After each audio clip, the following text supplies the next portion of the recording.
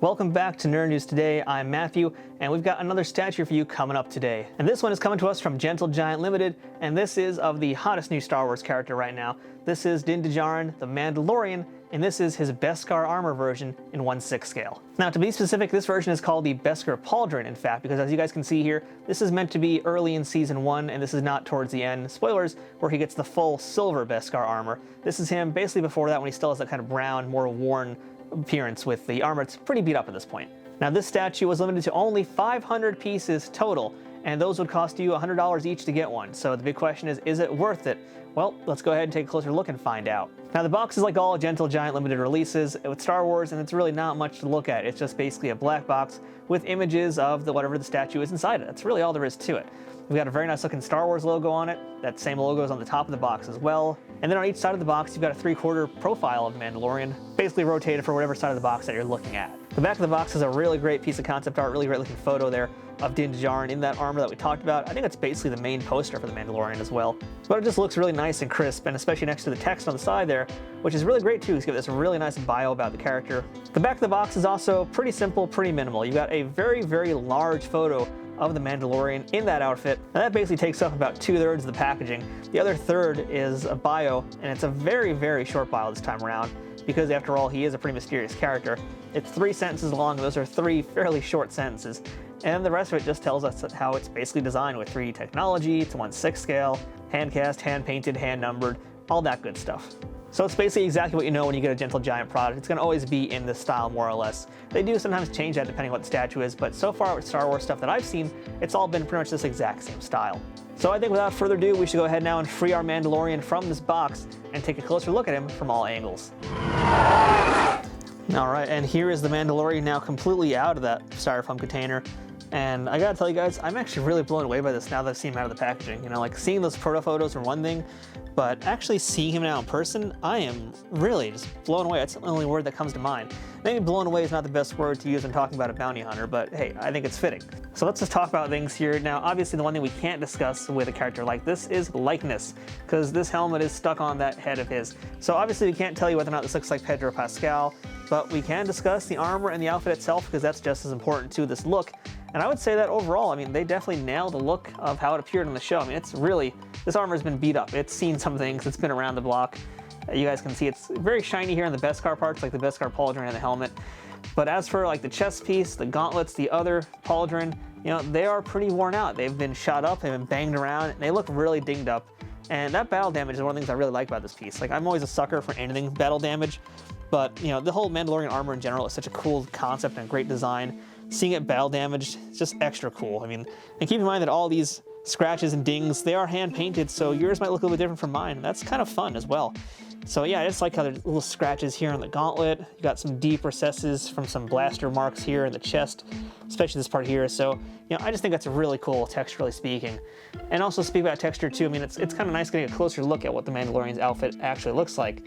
And I mean the fabric parts of it, because we obviously know the armor bits of it, but seeing the fabric up close, you know, that's kind of cool too. And you know, Andrea's not here, but if she was, she'd be talking about the texture of this piece. I think that's important to note as well for this statue, because texture is really one of those things that can make or break a statue.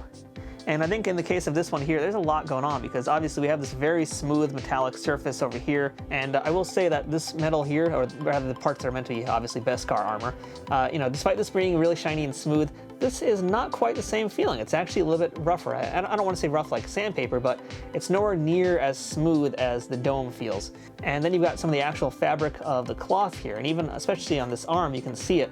It's got this really nice texture to it that makes it feel like some kind of pretty heavy-duty fabric. And that's kind of fun too, because it's a very much a 70s kind of thing. Like, that part just really feels like the 70s outfits, and that kind of just cements it right there. So really digging that part. Now, as for the cape, you know, there's not really as much fabric texture difference. There is actually a little bit in some of the parts that are kind of like more on the outside here, or that are more front. But a lot of that is going to come down to the paint job here, and that paint job has, like, you can see the highlights, these purple highlights and the darker recesses. And that's kind of a big part of the statue too, is the paint job, and it's really excellent here. You know, looking at this, I can tell you that there is no slop, there's no spots where it's been mispainted really. Everything just looks really solid, really dead on here. And it's got just a really perfect paint job. I mean, you guys can see here, there's around the scratches, almost like burn marks around it too, which is, you know, it tells you a story about the piece. It tells you he's been shot up in these areas. Those aren't just like being hit with a club or a 2x4. No, he was shot at. And that's kind of why there kind of these burn marks around them too. That really adds to the story of the piece here. I already talked about the cape. The cape is just gorgeous. That's just like classic painting 101 right there. You got to get your highlights on the top of the fabric that's coming closer to you. Darker parts are recessed. Just excellent work on that. Really, really great. And there's a lot of little hidden color bits too. I mean, obviously you've got the hands, which have this yellowy orange bit there. You've got the blue triangle in the middle of the hand with that white. And that kind of dark crimson-y color that he has the armor in, the crimson and the brown leather strap around him as well. It's a very well-balanced design, and the statue does a great job of bringing it to life in statue form. Like, this is a piece that does feel like it's got a lot of pretty good movement to it, and keeping in mind this is just a bust after all, but it does have a pretty good amount of energy in this, and it's not just a very static, standing still, boring piece. From the swoop of the cape to this fist here with the flamethrower lit up and the gun in his hand here, I mean, there's clearly some stuff going on. Chances are in the midst of a battle right now as we're looking at him in this piece. It's pretty dynamic and it tells a very good story considering that you're only getting the character from the waist up. And I do want to focus on some of the smaller details that are in this piece too, because for the most part we've talked about a lot of the big parts of the statue. Let's talk a little bit more minimal here. Let's get up close and personal. Let's talk about this blaster. I really like the way this blaster looks. Again, it's got kind of a different color to it as well from the rest of the piece, so that makes it look different. I especially enjoy the little thermal grenades he's got. I don't know if you can easily see them in there. It's a little hard to see them, but he's got a set of thermal grenades, 3 of them, which have a really nice bright red shade to them. I like, of course, all the pouches, the belt, I don't know if they're shotgun shells or what those would be in the Star Wars universe, but some kind of cartridge of some kind for a weapon. A great looking holster here. Just, lots of really good little details, and I think the most important one that we haven't even discussed yet is that flamethrower effect on his hand.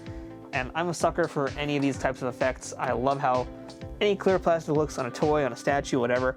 And to be honest, the flame effect was actually the thing I was worried the most about with this piece, because this is meant to be a pretty realistic looking bust, and that flame effect, it could have ended up looking very cartoony, and that would have really detracted from the look of it. But all things considered, I think they did a really great job of capturing the look of fire and the feel and the unwieldiness of this flame, but also keeping it from being cartoony. And I think a good part of that is also the color on this piece, because it's not just one color. It's got yellow, it's got orange, it's got the bright red on the tips there, so it's going through a transformation, and that kind of helps also ground it a little bit in realism. Now, as for the base on the piece you barely even see it because there's so much else going on in the statue, and that cape covers so much of it, but the base is pretty standard, not really much to talk about. It just looks like a hockey puck with some metal around it. It's not really that interesting, but that's good. It doesn't really take away from the statue either, because there's already a lot going on with this piece just looking at it head on, so you don't really need to have too much else beyond that, and I'm pretty fine with just the way that looks there. Other times I'm really big on the bases, but this is one of those occasions where it doesn't really need much else because there's so much already going on with this piece. Now, as I mentioned, this is a fairly limited edition statue, and by the way, you can also see the number is on there. It's handwritten there. I got 485 out of 500. So like I said, already pretty high number, but considering that there's only 500 of these pieces, is it worth paying that price for? And the answer for me is absolutely. This thing is really better than I expected it to be. And if I start talking about all the parts I really like about this piece, you're gonna have 10 more minutes of me repeating myself, and I don't think we need that here. So really the moral of the story is that this Mandalorian bust is amazing. It's absolutely worth getting for a Star Wars fan out there. But the question now, of course, comes down to whether or not you want this version or you want the armor that you get in Season 2. And to me, those are basically 2 different statues. Obviously, yes, they're 2 different statues, but they're 2 different statues in this case in terms of appearance and feeling. And to me, this version of the Mandalorian here with the brown reddish armor, and before he's all Beskar'd out completely, this tells a story to me of him basically learning, of him growing. This is kind of like an almost immature version of the Mandalorian, whereas Season 2, he's a fully matured person, makes a lot of very tough decisions in that he didn't have to make in Season 1. So I kind of like this growth of the character, and I think it looks really good. I think it's a great way to remember Season 1 in particular, and just the journey that the Mandalorian went through.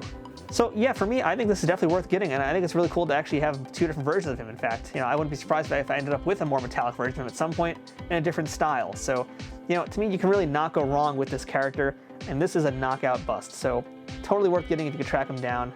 It's gonna really stand out nicely in your collection. Cannot recommend it enough. So if you want to pick this piece up for yourself, go ahead and check out Gentle Giant's website, or you can go to Amazon.com and use our affiliate links, which you're going to find in the description of this video below. And if you use that affiliate link, it helps out this channel directly so that we can keep buying stuff and making really cool videos to show you guys more things that hopefully you'll want to buy. So again, final rating, final review of this Mandalorian piece. This is, man, if I was going to give it a number, I'd probably give it a 9.5 out of 10. I don't want to give it a perfect 10, but it's pretty darn close to being a perfect 10. Just for me, this gets everything I want out of a Mandalorian piece. Great price as well, great paint job, wonderful pose. This is top-notch work at a price that I think is absolutely fair. So that's our look at the Star Wars The Mandalorian Beskar Pauldron version 1/6 scale mini bust from Gentle Giant. If you can track him down, I think he's definitely worth picking up. So until next time, I'm Matthew. This has been Nerd News Today. Thanks for watching, and may the Force be with you.